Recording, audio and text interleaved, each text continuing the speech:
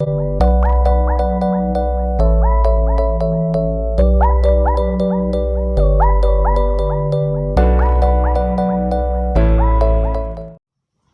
Everyone, मेरे दोस्तों, कैसे हो आप सब। मैं हूं आयुष जैन, आपका ट्यूटर, और हम बात कर रहे थे हमारे चैप्टर मोशन के बारे में। फिजिक्स का फर्स्ट चैप्टर था क्लास 9 की कैटेगरी में, और ये जो लेक्चर है ये बेसिकली इस लेक्चर के थ्रू हमारा चैप्टर खत्म हो जाएगा। अच्छी तरीके से हमने बहुत सारी चीज़ें कवर कर लिए। अब ये लास्ट पार्ट है जिसमें हम बात करेंगे सर्कुलर मोशन के बारे में।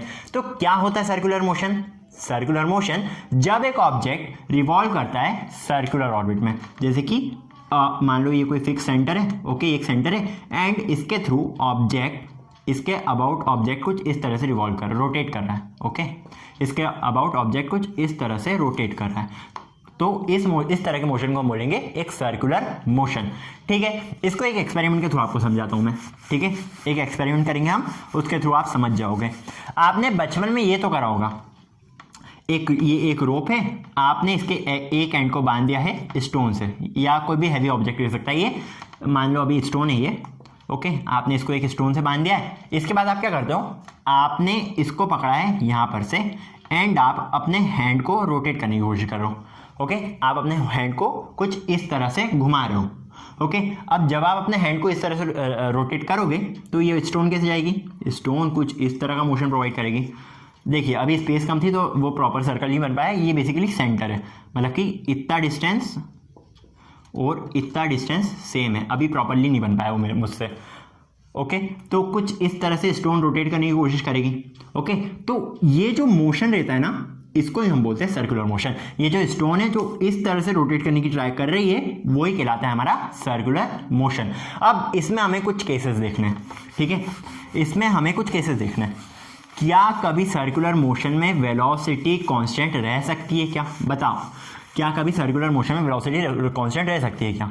अब देखो, अगर हम बात करें, मान लो कोई ऑब्जेक्ट इस तरह के सर्कुलर मोशन प्रोवाइड कर रहा है, ये हमारा सेंटर है, ओके। अब मान लो ऑब्जेक्ट इधर है, वो इस तरह से रोटेट कर रहा है, वो जाएगा कुछ इस तरीके से, वो ऊपर की डायरेक्शन में इस तरह से पूरा रोटेशन कंप्लीट करेगा अपना। अब अगर हम इसकी वेलोसिटी की बात करें, वेलोसिटी कैसे निकालेंगे इस केस में? वेलोसिटी जो होती है ना, वो टेंजेंशियली निकाली जाती है। इस केस में अगर हम बात करें तो वेलोसिटी जो है वो टेंजेंशियली निकाली जाती है, ठीक है। कैसे टेंजेंशियली? कैसे? देखो, जैसे कि सेंटर से एक कनेक्टिंग रॉड है, हमने सेंटर से इस ऑब्जेक्ट को कनेक्ट कर दिया। अब टेंजेंशियली का मतलब ये कि ये जो एंगल है, ये वाला जो एंगल हमें मिल रहा है, या दूसरे पेन से आपको मार्क कर देता हूँ, ये वाला जो एंगल हमें मिल रहा है वो बेसिकली 90 डिग्री का एंगल है। जब ऑब्जेक्ट कहीं और होगा, मान लो ऑब्जेक्ट यहाँ पे है, अब क्या होगा, तो ये सेंटर से इसको भी यहाँ से आप इस तरह से कनेक्ट कर सकते हो, एंड इसके जो परपेंडिकुलर है, मतलब कि ये वाली लाइन, ओके, ये बेसिकली नोट करिए वेलोसिटी को, ओके। वेलोसिटी भी इधर यहाँ पे हमें परपेंडिकुलर मिलेगी, मतलब कि ये भी एंगल हमें 90 डिग्री मिलेगा, और ये जो कंप्लीट मोशन करेगी वो बेसिकली इसकी वेलोसिटी हमेशा टेंजेंशियली रहेगी, ओके। तो इस तरह से की वेलोसिटी निकाली जा सकती है। अब इसमें भी रिलेशन हमारा सेम रखता है, स्पीड। तो इसमें क्या हो रहा है, वेलोसिटी की जो डायरेक्शन है वो हर बार चेंज हो रही है, एंड क्योंकि वेलोसिटी की डायरेक्शन हर बार चेंज हो रही है, वेलोसिटी इस केस में कभी भी कांस्टेंट नहीं हो सकती है। वेलोसिटी कभी भी कांस्टेंट नहीं हो सकती है। बट अगर वेलोसिटी कांस्टेंट नहीं होगी तो हम इसको क्या बोल सकते हैं, वेलोसिटी इसमें कांस्टेंट नहीं हो रही। बट अगर हम बात करें स्पीड के बारे में, स्पीड क्या हो सकती है, स्पीड कांस्टेंट हो सकती है क्या? मान लो जब ऑब्जेक्ट यहाँ पे था वो मूव कर रहा था 5 मीटर पर सेकेंड के साथ, जब ऑब्जेक्ट यहाँ पे है वो अगेन मूव कर रहा है 5 मीटर पर सेकेंड के साथ। अब मान लो ऑब्जेक्ट यहाँ पे आ गया है, वो अगेन इस पॉइंट पे ही मूव कर रहा है टेंजेंशियल डायरेक्शन में, मतलब कि एंगल 90 डिग्री है, वो मूव कर रहा है 5 मीटर पर सेकेंड के साथ, ओके। अब क्योंकि ये हर बार मूव कर रहा है 5 मीटर पर सेकेंड के साथ ही, तो इसमें क्या होगा, इसमें बेसिकली हमारी स्पीड जो है, ठीक है, वेलोसिटी नहीं, हमारी जो स्पीड है वो कांस्टेंट रह सकती है, ठीक है, बिकॉज हर पॉइंट पे ऑब्जेक्ट 5 मीटर पर सेकंड के साथ ही मूव कर रहा है, तो स्पीड इस केस में कांस्टेंट हो जाएगी। एंड अगर हमारी स्पीड कांस्टेंट हो गई, इसको हम बोलेंगे यूनिफॉर्म सर्कुलर मोशन। क्या बोलेंगे? Uniform circular motion. अब मान लो उसकी जो स्पीड थी वो हर जगह चेंज हो रही है, ठीक है, उसकी स्पीड हर जगह चेंज हो रही है। यहाँ पे उसकी स्पीड है मान लो 2 मीटर पर सेकेंड, यहाँ पे उसकी स्पीड हो गई 4 मीटर पर सेकेंड, यहाँ पे उसकी स्पीड हो गई 6 मीटर पर सेकेंड। तो हर पॉइंट पे ऑब्जेक्ट की अगर स्पीड चेंज होती है, अगर हर पॉइंट पे ऑब्जेक्ट की स्पीड चेंज होती है, if an object changes its speed at each and every position in the case of circular motion, it is said to go undergo non uniform motion. इस case को हम बोलेंगे non uniform motion. चलिए ठीक है, अब अगर हमें इसमें डिस्टेंस कैलकुलेट करना हो कि ऑब्जेक्ट ने कितना डिस्टेंस कवर करा, मान लो एक ऑब्जेक्ट था जो यहाँ पे प्रेजेंट था, वो पूरा रोटेट करके वापस से इसी पॉइंट पे आ गया, मतलब कि ये x1 पॉइंट भी यही था, x2 पॉइंट भी यही है, इनिशियल पोजीशन भी इसकी यही है एंड फाइनल पोजीशन भी यही है। तो हम कैसे बोल सकते हैं कि कितना डिस्टेंस ऑब्जेक्ट ने कवर करा है? डिस्प्लेसमेंट को तो छोड़ ही दो, बिकॉज डिस्प्लेसमेंट अगर ऑब्जेक्ट यहाँ से यहाँ गया, इसका डिस्प्लेसमेंट कुछ ये होगा, अगर ऑब्जेक्ट यहाँ से यहाँ आया, इसका डिस्प्लेसमेंट ये होगा, अगर ऑब्जेक्ट यहाँ से यहाँ आया तो इसका डिस्प्लेसमेंट ये हो जाएगा। डिस्प्लेसमेंट के बारे में हमें डील नहीं करना है, बिकॉज डिस्प्लेसमेंट हर जगह इसका चेंज होगा, बिकॉज इसकी डायरेक्शन चेंज हो रही है। डिस्प्लेसमेंट क्या होता है? Shortest length. तो डिस्प्लेसमेंट को आपको इधर कंसिडर नहीं करना है, मैं बात कर रहा हूँ डिस्टेंस के बारे में। अगर हमें इसका डिस्टेंस निकालना है, अगर इनिशियल पॉइंट ये है और फाइनल पॉइंट ये है, तो इसका डिस्टेंस कितना होगा, इस ऑब्जेक्ट के कितना डिस्टेंस कवर करा होगा, हमें इसके बारे में बात करनी है। तो हम क्या करेंगे, बेसिकली जो distance covered by the body है वो आता है हमारे पास 2πr, ठीक है। ये क्या होता है? ये सर्कल का पेरीमीटर होता है। क्या होता है? पेरीमीटर। एंड इस केस में अगर हम बात करें, पेरीमीटर हमारा 2πr के ही इक्वल होता है, ठीक है।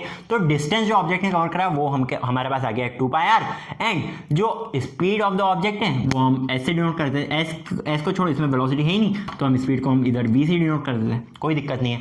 तो क्या हम स्पीड एंड डिस्टेंस से टाइम निकाल सकते हैं? बिल्कुल निकाल सकते हैं, हम इससे टाइम भी निकाल सकते हैं। अगर हमें टाइम दिया गया है, वेलोसिटी दी गई है, तो क्या हम इसका रेडियस निकाल सकते हैं? बिल्कुल निकाल सकते हैं। कैसे निकाल सकते हैं? Basically v is equals to 2πr divided by t। इस इक्वेशन के थ्रू हमें अगर दो वैल्यूज नोन है, अगर v एंड t नोन है तो हम r निकाल सकते हैं, अगर r एंड t नोन है हम v निकाल सकते हैं, अगर v एंड r नोन है हम t निकाल सकते हैं, कुछ भी निकाल सकते हैं। तो ये फॉर्मूला आपके लिए मेन है। बट अब एक और केस देख लेते हैं। मान लो कि एक ऑब्जेक्ट यहाँ था, ठीक है, इस पॉइंट पे एक ऑब्जेक्ट था, उसने अपनी जर्नी यहाँ तक ही करी, एंड ये जो एंगल हमें दिया है ये हमें कोई पर्टिकुलर एंगल दिया है। मान लो ये एंगल हमें थीटा दिख रखा है, थीटा कुछ भी हो सकता है, 30 डिग्री, 40 डिग्री, 60 डिग्री, 90 डिग्री, कुछ भी हो सकता है। ये हमें थीटा एंगल दिया है, उसने इतनी जर्नी कवर करी है। अगर हमें इस केस में निकालना है कि ऑब्जेक्ट ने कितना डिस्टेंस ट्रेवल करा है, ठीक है, अगर हमें इस केस में निकालना है कि ऑब्जेक्ट ने कितना डिस्टेंस ट्रेवल करा है, तो हम कैसे निकालेंगे? इसके लिए भी हमारे पास एक सिंपल सा केस है। क्या केस है?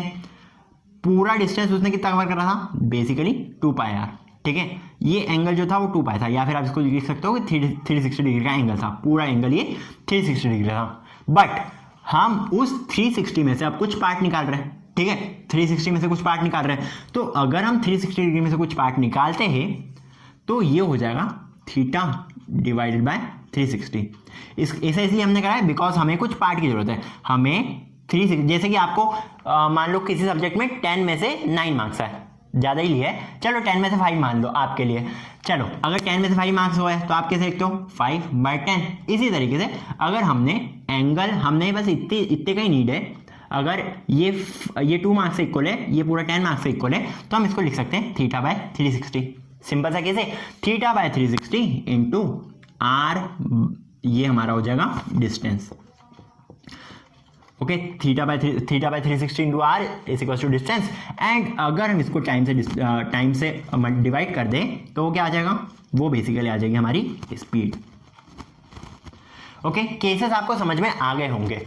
अब थोड़ी बात कर लेते हैं कि यूनिफॉर्म सर्कुलर मोशन हमें कहाँ पर देखने को मिलता है, या फिर यूनिफॉर्म सर्कुलर मोशन हमें कहाँ पे देखने को मिलता है। तो चलो कुछ केसेस समझे करते हैं। अब आप जानते हो कि अर्थ जो है वो सन के अबाउट रोटेट करता है। ओके, वो सन के अबाउट रिवॉल्व करते रहता है, पूरे टाइम करते रहता है। किस टाइप से? मान लो ये जो है ये हमारे पास सन है, एंड ये यहाँ पर जो मैंने लिख रखा है ये अर्थ है। ओके, ये कुछ इस तरह से सन के अबाउट चक्कर लगाते रहता है। ओके, कुछ इस तरह से चक्कर लगाता है। तो ये भी केस एक यूनिफॉर्म सर्कुलर मोशन का केस है, बिकॉज उसका टाइम फिक्स्ड है, कितने टाइम में उसको वापस अपनी जगह पे आना है, कितने टाइम में उसको यहाँ पे जाना है, कितने टाइम में यहाँ पे यहाँ से यहाँ पहुँचना है, उसका पूरा टाइम फिक्स्ड रहता है। ओके, तो ये भी केस हमारा एक यूनिफॉर्म सर्कुलर मोशन ही बोल सकते हैं, बिकॉज आप अगले चैप्टर में पढ़ेंगे कि ये डिस्टेंस जितने टाइम कवर करने में लगता है उतना डिस्टेंस ये इतने में कवर करता है। तो इसकी यूनिफॉर्म सर्कुलर मोशन नहीं है, बस ये आप समझ सकते हो कि एक सर्कुलर मोशन है। इसके बारे में डिस्कशन करूंगा कि ये यूनिफॉर्म क्यों नहीं है जब हम पढ़ेंगे हमारा चैप्टर जिसका नाम है ग्रेविटेशन।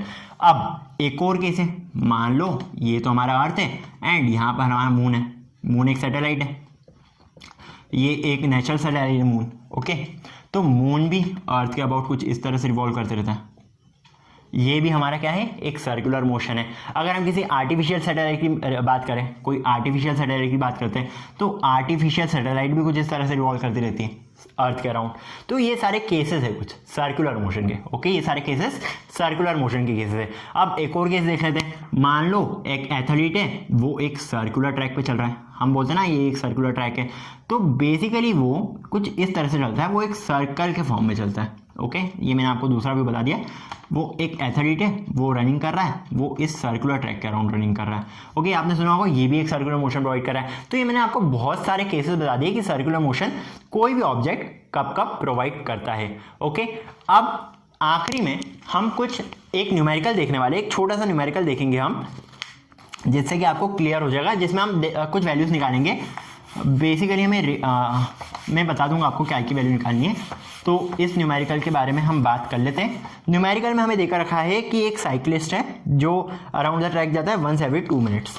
अब एक साइक्लिस्ट है, हमें क्या देखा रखा है, एक साइक्लिस्ट है, मान लो ये साइक्लिस्ट है, ये एक सर्कुलर मोशन ट्राई कर रहा है, बिकॉज ट्रैक जो है वो हमें देखा रखा है कि ट्रैक सर्कुलर है। ओके, कुछ इस तरह से ये मोशन प्रोवाइड कर रहा है अपना, और उसको इस पॉइंट पे वापस आने में जो टाइम लगता है, यहाँ से उसने स्टार्टिंग करी, ये इनिशियल पॉइंट है एंड ये हमारा फाइनल पॉइंट हो जाएगा, इतना पूरा डिस्टेंस कवर करने में उसको लगता है 2 मिनट्स। हमें टाइम देकर रखा है कि उसको 2 मिनट्स लगते हैं इतना डिस्टेंस कवर करने में।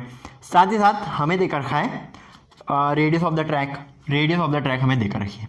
ठीक है, रेडियस मतलब कि इस पॉइंट से लेकर इतना डिस्टेंस हमें देकर रखा है। इट इज इक्वल टू कितना, 150 मीटर्स। हमें क्या निकालना है, हमें इस केस में इसकी स्पीड निकालनी है। स्पीड कैसे निकालेंगे, सिंपल सा केस है, मैंने आपको बताया था डिस्टेंस कैसे कैलकुलेट कर सकते हैं हम, आर की वैल्यू दिया कर, तो distance is basically equal to 2πr, ये हम जानते हैं। ओके, तो ये कितना हो जाएगा, 2 × 3.14 into radius is 150, 2 × 3.14 into 150 is equal to 300 into 3.14, and इसको जब आप कैलकुलेट करोगे 3.14 इंटू 3, तो ये आ जाएगा आपके पास 942 मीटर। ठीक है, तो डिस्टेंस हमारे पास आ चुका है 942 मीटर। हमें क्या निकालना है, हमें इस साइक्लिस्ट की स्पीड निकालनी है। स्पीड कैसे निकालेंगे, स्पीड सिंपल है, क्या है, speed is equal to distance by time. Distance कितना है, 942 मीटर्स, एंड टाइम कितना दिया है, 2 मिनट्स। 2 मिनट से यूनिट ध्यान रखना, ये है मीटर एंड ये है मिनट। इसकी वैल्यू आ जाएगी हमारे पास 471 मीटर पर मिनट। बट क्या ये ऐसा यूनिट है, मीटर पर मिनट ऐसा यूनिट है क्या, नहीं। हमें इसको किस में कन्वर्ट करना पड़ेगा, हमें इसको कन्वर्ट करना पड़ेगा मीटर पर सेकंड में। ये मीटर पर मिनट अजीब लग रहा था, किलोमीटर्स पर आवर होता तो हम एक्सेप्ट कर लेते, बट मीटर पर मिनट हम नहीं रख सकते, तो इसको हम कन्वर्ट करेंगे मीटर पर सेकंड में। क्या कैसे करेंगे, बेसिकली हम डिवाइड कर देंगे इसको, डिवाइडेड बाय 60। जब हम इसको डिवाइड करेंगे तो इसका आंसर आ जाएगा, इसको आप कैलकुलेट कर सकते हो, ये आपका प्रॉपर आंसर होगा इस पर्टिकुलर क्वेश्चन के लिए। अब इसमें एक और केस कंसिडर कर लेते हैं। मान लो कोई ऑब्जेक्ट है, वो कवर करता है 60 डिग्री, वो अपनी जर्नी में कवर करता है, ये इनिशियल पॉइंट है एंड ये हमारे पास फाइनल पॉइंट है। उसने बस 60 डिग्री कवर करा है एंगल, ओके, उसने सिर्फ इतना ही पार्ट कवर करा है। तो इस केस में हम स्पीड निकाल सकते क्या, बिल्कुल निकाल सकते। कैसे, डिस्टेंस क्या हो जाएगा इस केस में, डिस्टेंस हो जाएगा बेसिकली θ/360 इंटू r, ये डिस्टेंस हो जाएगा। ओके, तो कितना हो जाएगा, 60 डिवाइडेड बाय 360 इंटू रेडियस कितना दिया है, रेडियस दिया है 150। ओके, तो 6 × 36, 6 and 150 3 एंड 75 और कैंसिल हो जाएगा कि बिल्कुल हो जाएगा। 3 2 ज़ा 6 3 5 ज़ा 15 25 डिस्टेंस हमारे पास आ गया 25 मीटर्स। अब हम क्या स्पीड निकाल सकते हैं? बिल्कुल निकाल सकते हैं। किस क्यों नहीं निकाल सकते? स्पीड इज बेसिकली डिस्टेंस का टाइम। डिस्टेंस आप मान लो इसको अगेन इतना डिस्टेंस कवर करने में इसको 2 मिनट लग गए, हमने क्वेश्चन ही बदल दिया वैसे। इतना डिस्टेंस कवर करने में इसको 2 मिनट्स लग गए, या फिर आप इसको 20 सेकंड्स मान लो और अच्छा रहेगा, आपको कन्वर्जन करने की जरूरत नहीं पड़ेगी। 20 सेकंड्स मान लो, ओके। तो इसको या 25 सेकंड्स मान लो और सिंप्लीफाई करने के लिए और इजी कैलकुलेशन करने के लिए 25 seconds. Speed is equal to distance का टाइम, तो ये हो जाएगा 25 metre divided by 25 seconds is equal to 1 metre per second. वो साइक्लिस्ट चल रहा था 1 मीटर पर सेकंड की स्पीड से। सिंपल सा केस था। होप आपको ये सर्कुलर मोशन का कंसेप्ट क्लियर होगा। तो हमने पूरा का पूरा जो मोशन चैप्टर है वो इस लेसन के थ्रू खत्म कर दिया है। अब हम अगले लेसन में डिस्कस करेंगे एक नए चैप्टर के बारे में जिसका नाम है force and loss of motion.